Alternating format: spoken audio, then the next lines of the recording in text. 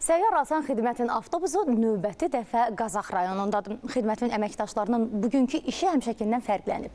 Onlar rayonun 30 ildən sonra işğaldan azad edilən Aşağı Əskipara və Xeyrimli kəndlərinin sakinlərinə xidmət göstəriblər.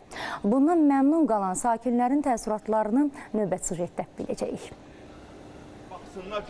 Bu uşaqlar Qazaxın işğaldan azad edilən Aşağı Əskipara və Xeyrimli kəndlərinin balaca sakinləridir. Tezliklə onların da kəndləri bərpa olunacaq və ailələri ilə birlikdə qayıdıb orada böyüyəcək, məktəbə gedəcək, işləyəcək, yaşayacaqlar. İndi isə valideynləri onları şəxsiyyət vəsiqəsi almağa gətiriblər. Gəlmişəm nəvəmin şəxsiyyət vəsiqəsini almağa. Çox sağ olsun dövlətimiz ki, bizə bu şəraiti yaradıb. Qazax rayonuna Asan Xidməti göndəriblər. Məni çox yaxşı, gülər üzlə qarşıladılar, hörmətlə qarşıladılar.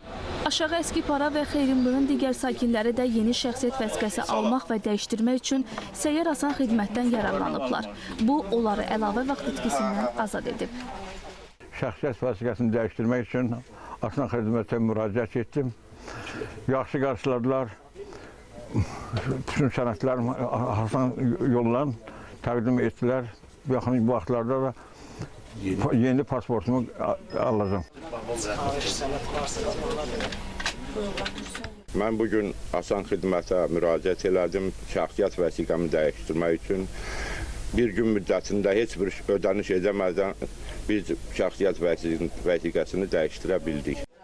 Səyyar Asan Xidmətin həyata keçirilməsinin əsas məqsədi dövlət xidmətlərinin vətəndaşlara daha rahat, yeni və innovativ üsullarla təqdim edilməsidir.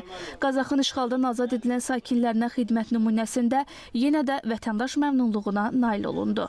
Alməməd Nəbiyev, Elmar Qasımov, Rəşidə Zülfüqarlı, Ayşən Cümşudova, ASTV Xəbər.